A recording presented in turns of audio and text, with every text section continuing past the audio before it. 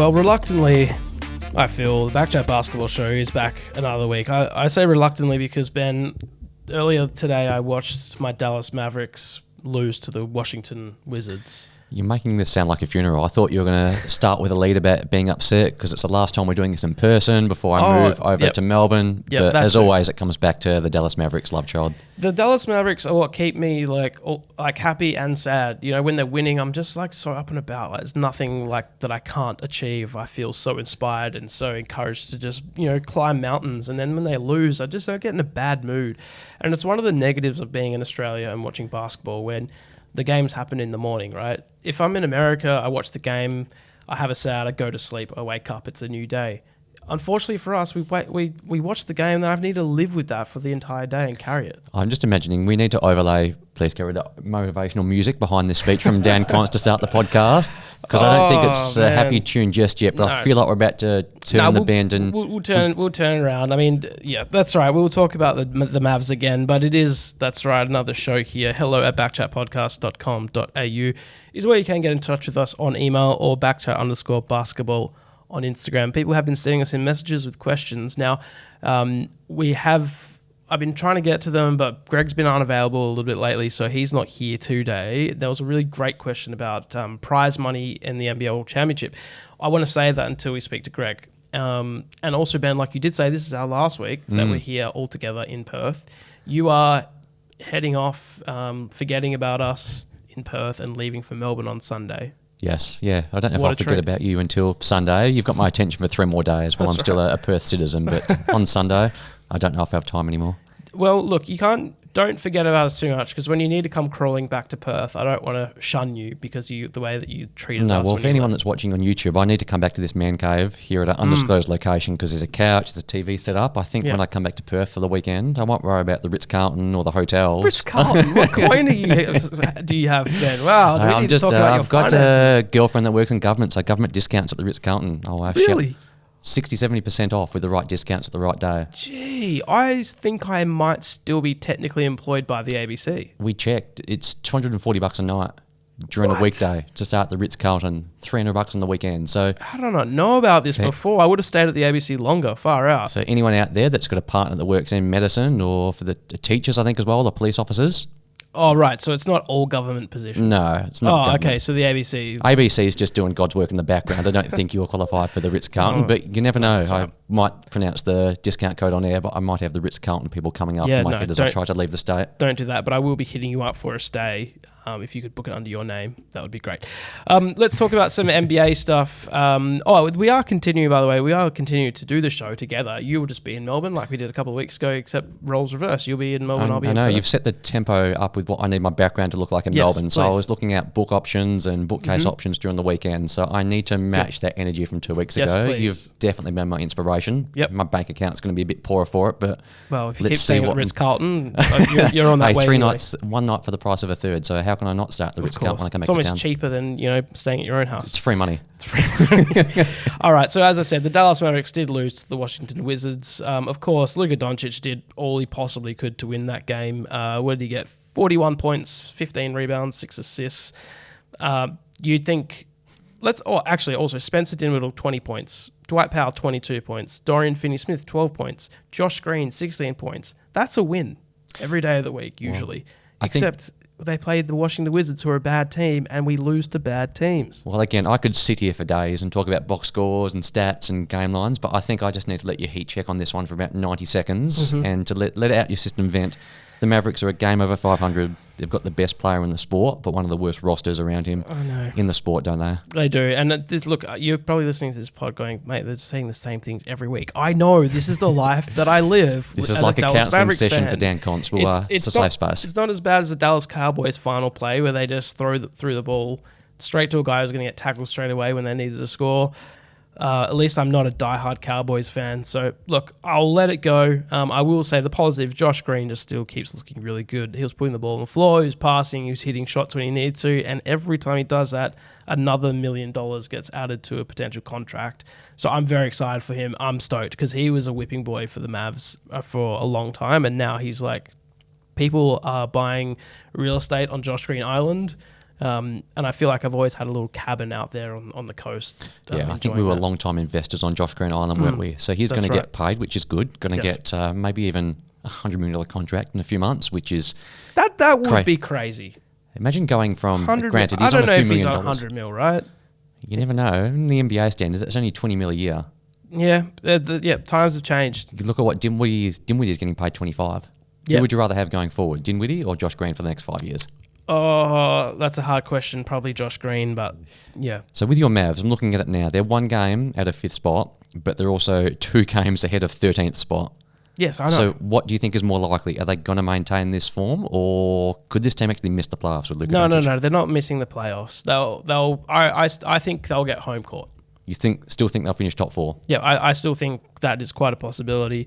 But look, we've talked about the Mavericks. I'm fed up. I'm fed up with them. Let's talk about some other Aussies in the NBA. Ben Simmons still doing Ben Simmons things. Waiting for him to turn a leaf. It's not quite happening just yet. Still isn't putting in the numbers or the performances that we would have hoped for. So look, we can skim across Ben Simmons. Well, I think this might sound a bit sad, but the best stuff about Ben Simmons at the moment comes from ESPN. Did you see the Stephen A. Smith rant over the weekend with Jalen Rose? No, I didn't. Jalen Rose compared him to a bank robber with a balaclava who was stealing money from the NBA. And those lads are prone to do, Stephen A. Smith, probably a guilty pleasure of mine when it's late at night. It's brilliant. He's brilliant, but he was doing yet another Ben Simmons rant, and sadly for Ben, that's the extent of the entertainment come from him this year because, anyone that scores 0 points in games, which has been doing, I think we're guilty of this as well. Too much Mavs talk, too much Ben Simmons talk. I think we need to put them into the cupboard while I'm over in Melbourne and see how long we can go without talking about our 2 great vices. That's right. Other Aussies, though, Josh Giddey. He's a shining star for Australians in the best Australian in the NBA at the moment by a green mile. But Joe Ingles, old soul, he's becoming Joe Ingles again. You sound like an old sage, old soul. I like this. We're bringing the top guns before I go away. But yeah, Joe has been good, hasn't he? Yes. Was it 2 weeks ago we spoke about him when he was balling out at MSG? And granted, the Bucks have kind of taken the mickey this year. They're not trying to their optimum level, but he looks good. No. Giannis is doing his thing when he actually plays and tries hard.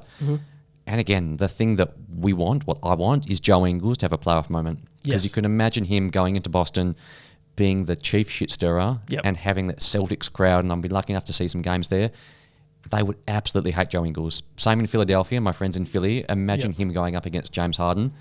And the stick he'd cop would be amazing. And Ingles is a prickly character, but he has a very dry sense of humour. So he is made to go into one of these big East Coast cities and just troll the crowd, isn't he? Yeah, it's just great. I could get around him for sure. Like it would be enough for me to be going for the Bucks in the postseason. That's for sure. Let's talk about LeBron James for a second. So he's very close to passing Wilt Chamberlain in the all-time scorers list. The narrative, I guess, of the season is that the Lakers are a mess, and sometimes they win a couple of games in a row, and you think, okay, maybe this is happening now. But then things like today happen, a loss to the LA Clippers, who are good.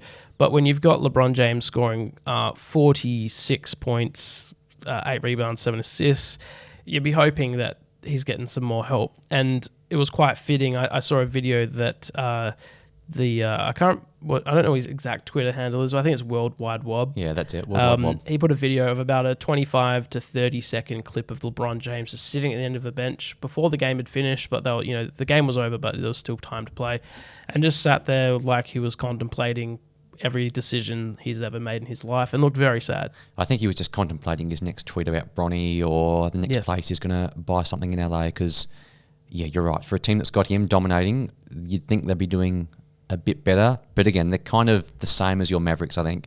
They've got this transcendent player. They've got Davis, who's never fit. Yep. And then you've got a bunch of 8th and 9th men around LeBron. And again, like the Mavericks, they're only a couple of games out of being where they need to be. But you just got no trust in them getting there, do you? Because you've got Westbrook. There was a very cringeworthy video of Westbrook this morning that we were watching before we recorded, where he just looks like a grumpy old man. And the Lakers, I've just got their schedule up here. Their next fortnight sees them going to Boston, going to Brooklyn, going to New York, going to New Orleans, playing Milwaukee. Yeah, they're not winning those games. No, they could go on a slide, that's for sure. Not good for LeBron. And one of the things that I heard the Mavs commentary team talking about was the team that's surrounding LeBron and the players that are balling out around the league that they gave up for certain players like LeBron and AD. So these are the players that I guess could potentially, I mean, obviously it's not just this black and white that those people could be on the team and the team still be performing, but you've got Kyle Kuzma, who honestly could drop 50 in a game if the balls were going in. Brandon Ingram, awesome. Like future. All-star. Yeah, he's an all-star. He's incredible. Julius Randle, who love him or hate him, like he can still play pretty well. I think when he's into the game and he wants to win, like he's dominant, right? Lonzo Ball, who has like shown glimpses of being like just a really sturdy, solid point guard that you don't need him to score a heap, but he can carry the ball. He can take some of the ball handling off LeBron. The list goes on of players that they gave up in order to get Westbrook and AD. Plus and you think all the picks. Plus all the picks, that's right. So they did win a championship in the bubble year, which some would argue that it was, a Mickey Mouse championship. But I don't know. It's just when you look at the team that they could have around LeBron, it's crazy. See, I'm a firm believer if that you win a championship with a group of players, that everything you do to get to that point justifies the means of winning one, right? Because you have a championship, it lasts forever, banners fly forever. Mm-hmm. It's a memory that everyone has. That all said, the Lakers are pushing my belief on that because you look at every trade they've made, they've given up too much. At least the Davis one was defensible because you got a guy that was a top 10 player, did help them win a championship. But the Westbrook trade is one of the worst trades of the decade. Yeah. Luckily for the Lakers brass, the Rudy Gobert trade has quickly and easily ascended that. So they've slid back to the pack in terms of having the worst trade rankings. But try trading Kyle Kuzma for Russell Westbrook right now. Kuzma has way more value than Westbrook, let alone the fact that the Lakers gave up Danny Green and a first-round draft pick in that trade. And again, as much as there's a level of having some sympathy for LeBron, it must be said that he's got his hands all over this. Davis is a clutch client, which of course LeBron owns / doesn't own through his best friends. Yes. You got Westbrook, who LeBron wanted them in LA. Yeah. He effectively decided that he wanted Westbrook by his side. He made the Lakers make that trade. And then very quickly he worked out that was a very bad mistake. And now he's sitting on the sideline, he's pouting, he's doing this passive-aggressive thing. So the other thing as well, LeBron's about to pass the all-time scoring record. Mm-hmm. And there isn't this big celebration happening. Like if that was Kobe doing that 10 years ago, like LeBron's by far a better player, but Kobe was with one team, he had more of an aura around him late in his career, where I think a lot of people are just a bit tired of the LeBron act because he puts himself in these positions. Yep. But he's not there to be held accountable, and it's always someone else's fault for the decisions that he's making. And he's had an amazing career, obviously. Yes. But the back end of this career is fading out to oblivion in LA because it's clear that his focus isn't winning anymore. It's life stuff, which is totally fair, but that must be said for what it is. There was a great tweet from Dave McMenamin at MC10. It says, with 43 points tonight, LeBron James becomes the first player in league history to score 40 or more points against all 30 NBA teams, which is crazy. He scored 40 or more points against all 30. Someone did say Kobe did that though, right? He scored 40 against every other team, but Kobe never switched teams, so he couldn't score 40 against the Lakers, where LeBron has played for almost every team in the league at the moment and managed to score against 40 of them, which is that's just it's nuts. We were saying before we hopped on air, LeBron's 38 years old. He's been in the league for 20 years. So more than half of his life, he's been an NBA All-Star. Not just some guy in the league, not just some guy cashing checks, but one of the best 25. Taj Gibson's still playing, I saw. See, I didn't know that until last week when I heard his name on a podcast. I was like, what is he doing? And he's cashing checks in Washington. Yeah, exactly. So, and LeBron, I mean, obviously I'm not comparing Taj Gibson and LeBron, but there are guys who literally, they play for 18, 19 seasons, and then you see them in year 18, you're like, whoa, they're still in the league, whereas LeBron is... Well, again, not to knock our boy Dellavedova in Sacramento, but he's my go-to this season for players that you don't think are in the NBA that you forget are over there, and good on Delly for cashing $1 million check and helping turn around the culture in Sacramento. Mate, they're fourth seed, right? They're ahead of your Dallas Mavericks, but Delly was born 2 weeks before me, so he's 32 years old, and I'm definitely not cashing checks in the NBA. Well, you're staying at the Ritz-Carlton, though. That's similar. So, Shannon Sharpe our beloved friend who is on, what's the show called now? He's It's not called Skip First Take, Bayless's is it? Diet Coke heel. Yeah. Is it still First Take? No, it's I don't know. Whatever that First show Take's is. the ESPN one. It's a different one. The one that was Stephen A. Smith and blimey, I've forgotten his name, and you just said it. Skip Bayless. Skip Bayless. They've been going at it a bit lately as well, which isn't what I'm going to mention. But Shannon Sharpe was on the sidelines of a game with, oh my goodness, it was the Memphis Grizzlies and the LA Lakers over the weekend. And he gets up on the sidelines and he's barking at someone. Steven Adams comes over. Ja Morant's dad comes over. There's a scuffle. He gets sort of escorted out, and then he's back at third quarter time. No, he didn't get escorted out. They just calmed it down. They just took him. When I say escorted out, they just took him probably to a green room or something and so he could have a couple more adult beverages, because I think he might have been loading up Shannon Sharpe. Man, and so the interesting part of that was that, and you know, he has come out and apologized and said, you know, it's not, I don't condone my behavior, and I said all the right things, but that would happen if that happens to any other person. They're out, and probably getting a fine, maybe getting a ban. Shannon Sharpe can literally cause almost a fight on the court. Correct. And gets invited back to the third quarter and sits courtside. Correct. And not to pick on our mate LeBron, because LeBron's been out here the last couple of years, rightfully calling out fans for saying stupid things and heckling him and doing all of that. But Shannon Sharpe is part of LeBron's agency crew, and there's some friendships there. So after the game, LeBron didn't say that, didn't criticise. Just deflected away. So you're right that it's Shannon Sharpe, great NFL player from what I hear, had a great career, great Hall of Famer. Makes some crazy eye faces. But if you watch the video, it's funny. He's barking up and down. He's sticking his chest out. He's doing his big thing. And then Steven Adams comes wandering over. And then Shannon Sharpe slowly just starts to step back and step back. And anyone that's had the pleasure of seeing Steven Adams up close, he is a massive human being. He's a mountain. Absolutely. He is a mountain. Side tangent. I saw him eat watermelon one day in a locker room. And just seeing these mitts of hands pick up watermelon, it was like me or you holding a tennis ball. He's a massive human. Yeah, that's great. Oh, well, big fan of him. He can do no wrong in my books. He has always done, and he's always been. I saw a tweet throughout the week that was. He's always been that guy. It's like, mate, come on, you don't want to fight. And I know, it's like the ultimate level of being tough, right? It's not, American culture is full of fake tough guys. Yeah. When Steven Adams is just a tough guy that doesn't have to fight, because if it goes down, I want to be on that guy's side. Of course.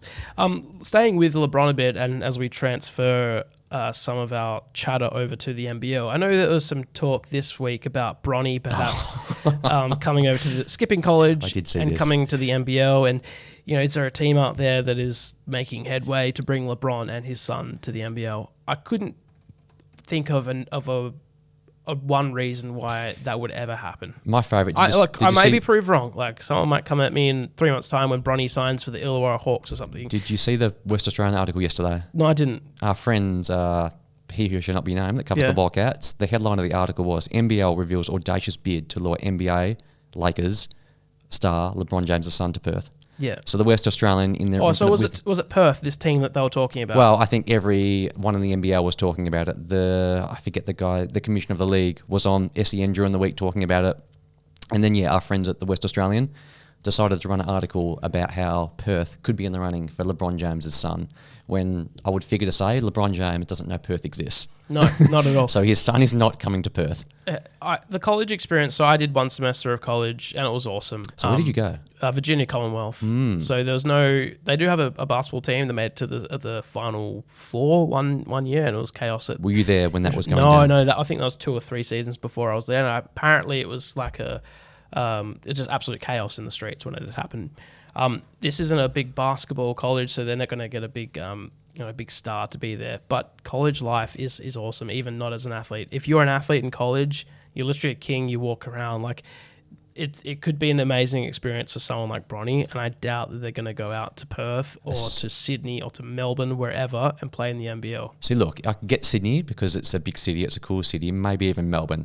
Unlikely, but at least they have a chance. If you think Bronny James is coming down to live in Illawarra or Cairns, no offence to our friends in those fine cities.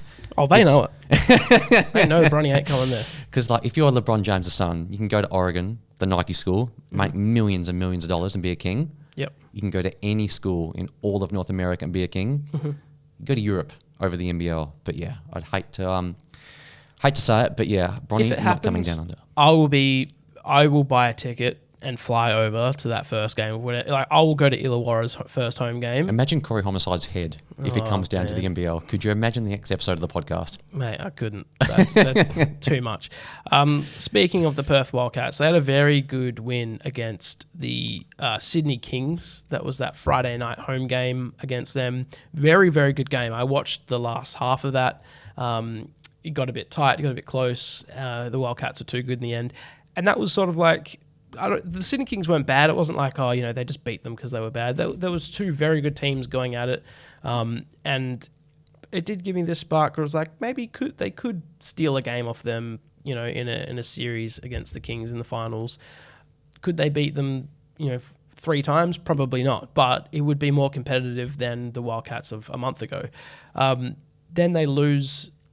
who the Wildcats lose to? They lost to the Phoenix. Then they lost to Sunday Southeast morning. Melbourne Phoenix. It's just the story of their season, right? It is. To be fair to them, they had some issues getting out of Perth on Saturday night, and Yes. the plane did get delayed. I think they landed in Melbourne at 2 a.m. Yep. and had a 10-hour turnaround to get into the stadium on Sunday. So the loss on Sunday you can kind of explain away, because Yep. you're right. They looked very impressive at one end of the floor on Friday night. Their offense is still elite. buzzsaw. And to be fair, the Kings were trying, but they weren't fully trying on Friday night. You could see that they were somewhat going through the motions. Because I agree, if they were to play in the postseason, the Wildcats might get a game at home. Yep. But I still think the Kings are at a different level. And to be fair, the Wildcats still need to make the playoffs. They've got Yeah, true. Illawarra at home on Friday night. And again, you like to think they should be winning that game. The Hawks have won 3 games for the whole season. But again, this is the same Wildcats team I'm that's lost expecting the twice Wildcats to lose. in Brisbane. And you just know, because the Wildcats can't get stopped. They couldn't defend a pick and roll with us 3. That the Hawks are going to be able to score the ball. It's just a case of whether the Wildcats are making their shots. And heck, looking at this now, they've got a 6:30 p.m. game Friday night at home, and they've got an 11 a.m. game on Sunday in Tasmania. They've They've got to wake up, fly across the country again, and imagine that flight if they lose to Illawarra on Friday night. Yeah. So they just can't afford to lose this game because they've done well. They've revitalised their season, but our friend John Riley said it best on said it best on Friday night that they're playing well, but they can't afford any more slip-ups because another bad week and they won't be making the postseason. And goodness help them if they don't make the postseason again, because our friends at the West Australian and the glorious BackChat are going to go nuts if that happens. That's right. So they're currently on 11 losses, Southeast Melbourne on 12, and then that's out of... And so is Melbourne United. And they've got the on worst 12 percentage losses. and point differential out of all of them as well. So they've That's got no right. room for error here. No room. So they could definitely slip out. At the same time, like, they win... the Breakers lose a game and the Wildcats win, then all of a sudden they're in third. It's very tumultuous. It's up and down, but you can't lose multiple games. You now have to win more games than you lose. You can't just scrape in from here because someone will eat you up on the way in. And even next weekend, they've got Cairns and Sydney at home. So 2 home games, which is great, but that's the first and second team on the ladder. Yes. Now, maybe those teams have nothing to play for, and that helps the Wildcats. But that last game against Sydney could be similar to last year, where they need a win to make the postseason. Sydney might have to win that to finish top of the ladder. So there's going to be some incentive there. Yep. And again, part of me wants that to be a win or go home situation for the Wildcats, because it means we're going to have some pretty big drama happening next weekend. But yeah, the Wildcats just need to get the job done this weekend, win at least one game, because at least that way they'll have their destiny in their own hands next week. That's right. Yeah, they don't want to be watching a game hoping someone else loses in order for them to get in, which is the opposite of what happened to them last season, like you said. Was it Tassie that was watching... That's Tasmania right. were There were watching those on... cool and scenes of them at the airport or something. Southeast watching Melbourne, Phoenix, did they have to beat them in the last game? Who was it? the Wildcats. Yeah, I think it was the Phoenix. We had Yeah. nothing to play for. That's and right. the game went into overtime. That's right. And Tassie were just, and then Tassie got to the grand final, so good on them. Hopefully the Wildcats can just win some games and like you said, put the destiny in their own hands. Let's talk about the Pride round. That is an NBL-wide thing that a lot of leagues are doing now, where it's a celebration of the Pride community, and a lot of teams will have every team does like a Pride jersey. So they have like a rainbow color on the collar. I think the Wildcats are doing. I don't think it's a complete overhaul, but there are it's a nod to it. The Cairns Taipans, some of their players are refusing to wear the jersey, which we've seen happen before in the NRL. I think, did we see it? I don't know if the A-League... It happened in the WAFL last year. I forget the lady's name in Sydney. That's right. So this has happened, and Cairns have released a statement. So, and what I haven't actually read the whole statement yet, but what was some of the look, the statement, and you've got to feel for the person writing that statement in the PR team, because they're trying to balance the public perception versus their own thoughts plus the thoughts of the players. Yep. And so writing that statement, it's a word salad. So I don't think too much can be read into the statement. I'm big about actions over words. Yes. And I think we just need to see what happens, because again, I respect anyone's right to do whatever they want. If people don't want to wear the jersey, I disagree with that, but they have every right to do that. But at the same time, people have rights to ask questions as to why they're doing that, what their beliefs are. And again, like we saw with the Manly stuff, it must be pointed out that these clubs are sponsored by alcohol brands. Yep. They're sponsored by gambling brands. They're sponsored by all other brands that might not align with these religions or these beliefs that people seem to talk about. Yep. But it seems that when we talk about these pride rounds, it becomes the final frontier, and the players just want to do their thing and not take questions, which personally for me, I don't think is the role that they should take as professional athletes. Because as I say, people can do whatever they want, but there are consequences to actions. And as a professional athlete getting paid good money, the media and the wider community is entitled to ask these players why they're doing this, what their beliefs are, and get it out in the open, and don't hide behind some loosely worded statement by the PR team. Yeah, one line of this is, we support our players and respect their choice to wear or not wear the Pride uniforms this season without judgment. That's a really hard sentence to be writing to actually believe as well. Yeah. Like to legitimately go, no, we back our guys. If they don't want to wear it, that's fine. Like that would be hurting the ownership of the club. Like, well, maybe not, but I would assume that they want to be all inclusive and be expressing that they are accepting of all people, and so for them to go like no, but if they don't want to wear it, that's fine. Like that's just a hard balance. I don't know what has the NBL come up with any sort of repercussion or they haven't. I was listening to the NBL team speak with SEN during the week, and they were basically saying what's mirrored in the statement, that they're going for a pride patch on the jersey to celebrate the round, and it's the player's choice whether to have that patch on their own jersey. So we'll be able to see when the game starts who's got what on and who doesn't. And again, I think it just comes down to accountability. Like these players that don't want to wear the badge, again, if that's their choice and their belief, fair enough. But then questions can be answered like, hey, Isaac Humphries, who plays in your league, is someone that obviously believes in not just pride around, but he's come out and been so brave with his own decisions. Yeah. What do you think about Isaac? Does he offend you? Does he disrespect you? All that sort of stuff.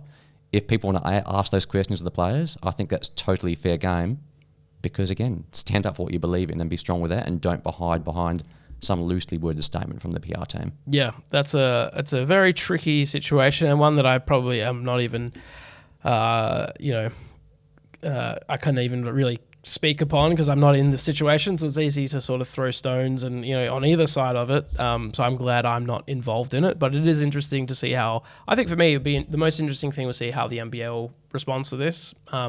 Look, if the players don't want to wear it, and they have that within the rights and within their contract, then that's their choice, like you said. But how the NBL sort of stands up to that and says, "Cool, we're happy with that," or if they go, "No, like there will be some sort of punishment. You're not getting involved in our community initiative here," will be very interesting. So if the NBL stands up, I would be sort of surprised. But look, if we've seen, I can't remember. Was there players that just didn't play from Manly, or did they get fined or something? I think they stood down, wasn't it? Yeah. And that was a bigger circus. Yeah, that's right. Yeah, so that's very interesting. And the NBL, I was listening during the week, this whole concept came up in August, which was right on the heels of when the whole Manly drama came to light. So the NBL has clearly been trying to manage this in the background for the past few months. And to be fair, like basketball people know this is going on, but this hasn't cut through the mainstream like that Manly drama did 6 months ago, has it? Because that was leading the 7 o'clock news, that was really all over the shop, and the NBL has really tapered down the impact of this. And I think it must be said, on the whole, this whole initiative is going to do so much good. It's going to do more good than bad, right? For like a net positive. Yes. It's great the NBL is doing this. It's great you've got players like Mitch Creek, I saw during the week, is coming out and not just supporting it, but talking into how awesome it is that his league is getting behind this. And I think that sentiment is shared by way more athletes and way more people in the league than it's not.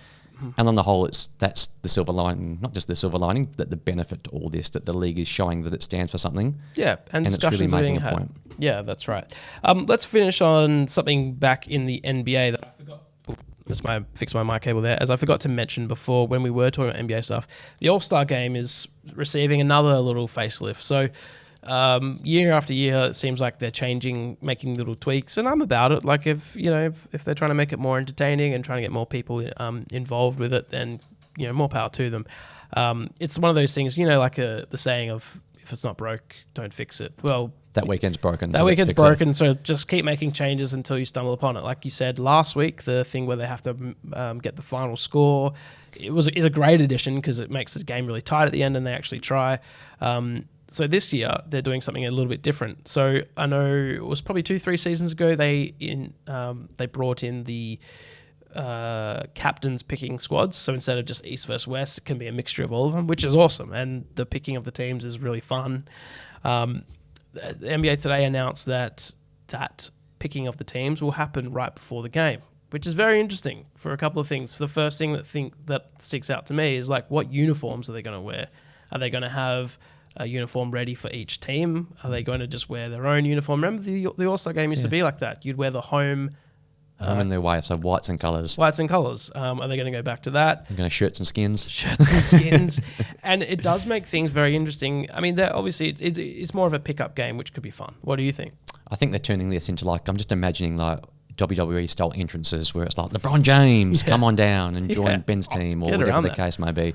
So again, the NBA All-Star Weekend, I won't be watching. I have to admit that's not my scene, but if I'm a 15-year-old kid, I probably love this idea, right? Because you can watch your athletes, they'll get drafted, there'll be Twitter beefs and TikTok beefs with these players that get selected last, and it's going to happen all in public. So imagine being the last player selected. You're sitting there on the court, everyone else goes before you, and LeBron's, Dan, come play for my team. I guess I'll take you. Yeah, correct. But by the way, you're on my team, let's go win this game. That's right. Well, who was it a couple of seasons ago that both LeBron and I think Giannis were laughing because they knew they didn't want to pick? Was it Westbrook? Was it Westbrook or James Harden? Or someone, yeah. And they were like, it was awkward because they one guy didn't want to pick the last person and then was left with him. And it was a better player than, it wasn't just like a dud player. Yeah, that's right. It was James Harden. It was Durant.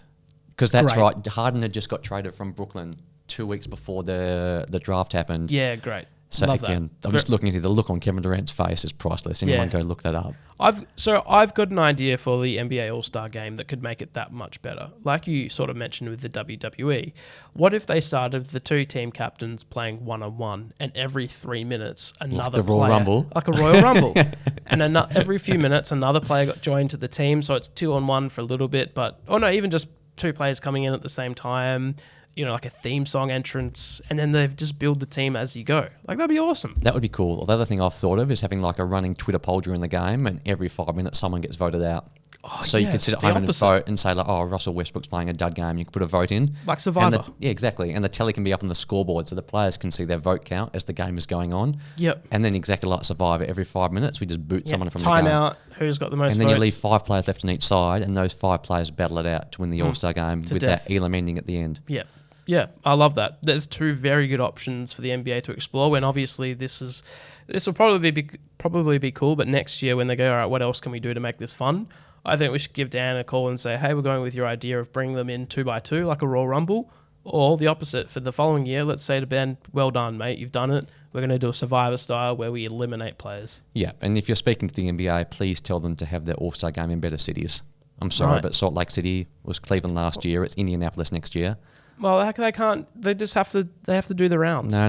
LA, Miami, New Orleans, every year cycling through. Dallas is good. Dallas is warm weather at least. Dallas did the game at the Cowboy Stadium, right? And that was huge. They had like 290,000 people at that game. I think the screen is the size of the basketball court, which is very cool. And the other good thing about having these games on the West Coast before we finish is that the media dining and drinking starts earlier because the game's earlier in the afternoon. So, of course, for any aspiring journalists out there that want to go to NBA All-Star Weekend, get an event on the West Coast because the after party starts about 7 o'clock. Great. Well, I'm committing to this year's probably too soon. I don't think we've got the funds or the the time up our sleeve to go. But next year, 2020, where are we? 24 next year. We're going to the All-Star game. BackChat is doing it. We can do Indianapolis. I haven't been there before. Let's go on the road trip. We can. Yeah, hell yeah. Let's do it. I'm committing. Are you in? Let's go. All right. I'm in Melbourne, so I'm Kerrod? Yeah, I'm in. Kerrod's in too. There we go. Greg's not here, but look. It's all right. Well, Kerrod can come. We'll start the Ritz-Carlton. Yeah, we get a little discount. In the US, I know a guy. All right. Next week, you will be beaming in from Melbourne. I'll be in Perth somewhere. Greg will hopefully be in Perth somewhere. We're not going to do it from the studios I think we're all going to split up in our separate quarters We are. and do it online. It's still going to be very good. We're going to put things in place so the quality is still great, but that's where we're going to be doing it from now on. So a little farewell to the BackChat studios. Pour out a little liquor for this year. You do have a bowl of Whippersnapper Upshot there. That's the cask strength whiskey, which is very strong. If you do like a strong whiskey, which I do love, it's very good. Obviously, BackChat still will be living here. So if you do come back into Perth and we want to record an episode, then we'll be here. Oh, sleeping on the couch. We'll set up the bat signal for Greg, and hopefully we can find him somewhere in the world next week. And That's right. Let's see if we can make this 3-man weave happen online. For sure. Give us a follow, BackChat_basketball on Instagram, or send us an email, please. We love your questions. They're always very good, actually. hello@backchatpodcast.com.au. Otherwise, where are you on Twitter, Ben?